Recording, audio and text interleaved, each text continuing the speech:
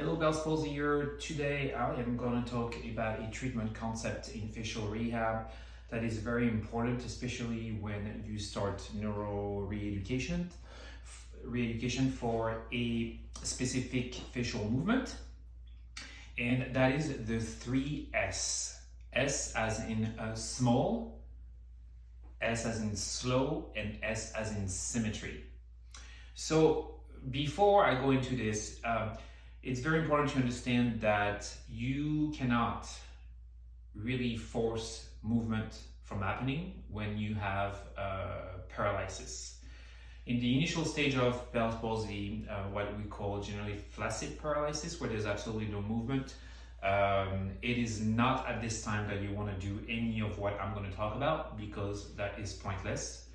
It would be just like if you were trying to make an electrical appliance work without plugging into the wall. If there is nothing to carry that signal, that electricity signal, which in the case of facial paralysis, that would be the facial nerve. If there is no communication here, there is no point in trying to move that particular muscle and make that particular facial movement, because there is no communication, no signal, electrical signal carried by that nerve to that muscle. So that would be an absolute waste of time, and all you are going to do with this is reinforce the wrong movement pattern.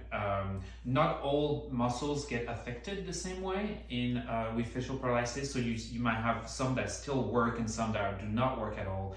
And if you try to move the one that do not work at all, you're going to be make all sorts of faces in order to make that happen, and without being successful, because that's not possible. And you are going to create a lot of the wrong facial movement pattern, which over time, and that's generally around the third or fourth month, with all the tightness that tends to happen if you haven't worked diligently on massaging and stretching your face, what's going to happen is that you are going to create you could create synkinesis.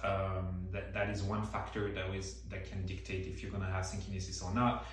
That tightness plus the pattern exaggerated movement that you have done, plus the other factor would be the wrong rewiring of the branches of the facial nerve to different muscles. So that's for a different day. But again, the 3S. So for example, and again, so that's going to be when you are in the paralysis stage, when you are seeing some movement happening as you heal. There's people that reach the paralysis stage at different rate.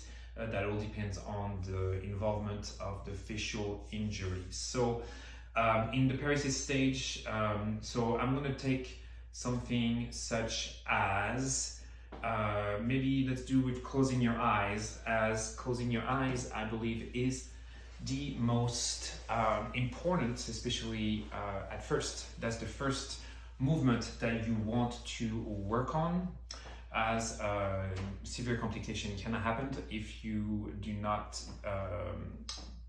fully close your eyes, as the eye can get infected and have some ulcers. You can lose vision. There's a lot of complications. So I'm going to use the example of closing my eyes. So if you are working on closing your eyes and you have a hard time lowering your eyelid, so the first thing is, and again, this is when you actually have some movement. If there is no movement, then at first you're going to have to just move the eyelid down with your finger to close it. Now, once you start having some movement that's coming down, what you're going to do in order to close your eyes is you're going to apply the 3S concept of slow, symmetrical, and small. So think about, for this particular example, if you want to close your eyelid, think about just going to sleep at night when you're tired and your eyelid normally just slowly close. This is exactly what you want to do. There is no need to do this and forcing, because guess what, in life you don't do that ever. So there is no need. So the way to retrain this, and I'm going to try to do my best here, especially it's going to be hard to see and apply because, well, I don't have facial paralysis right now, but so you would want to go first, and I'm going to use the the gaze down technique. It's going to help you a lot. So gazing down and then slowly closing.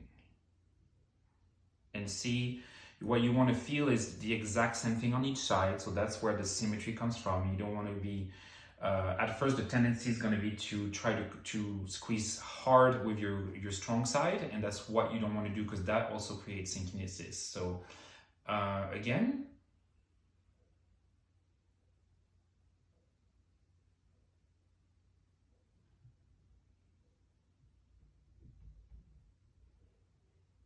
So see, I'm not exaggerating here. I'm not trying to close it even further than it is. I just let those eyelids come down, and I'm trying to feel that I'm doing the same thing on each side. And this is what you need to work on. I'll use another example, for example, with a smile. And I'm just going to demonstrate mouth closed, because this is where you should start. And with mouth closed, again, slow, symmetrical, and small. So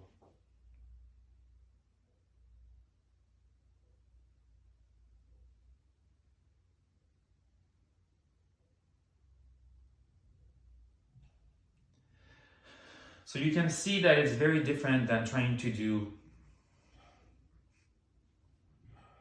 this. Please don't do this, that won't work. Just again, I'll show you one more time.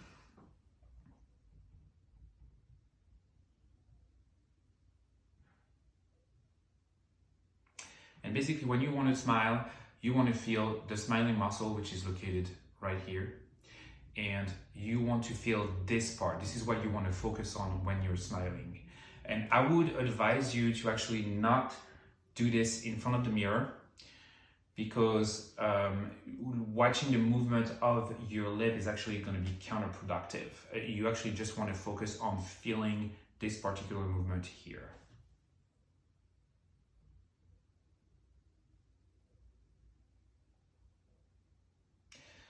So again, guys, remember the 3 S: small, slow, and symmetry. I hope that was helpful. Talk to you later.